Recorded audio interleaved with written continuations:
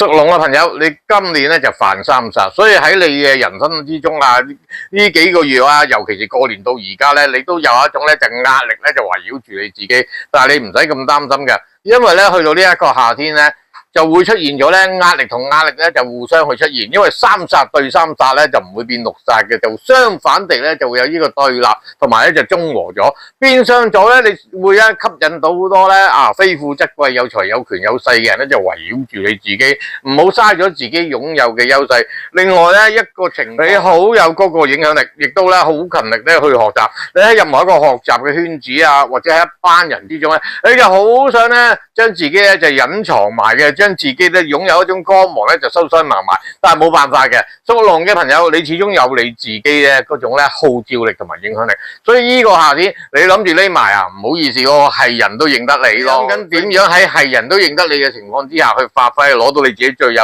嘅優勢，同埋咧就建立你嘅人際關係，尤其是你嘅個人品牌嘅 IP 啊，唔好俾人哋覺得咧有啲負面嘅 label 喺你身上啊，亦都係咧曾經有出現嘅，亦都可以把握咧喺呢一個夏天咧去咧為自己洗底咯。同埋仲有一個溫馨提示啊，你今個夏天咧會好擁有咧好多貴人，呢啲貴人咧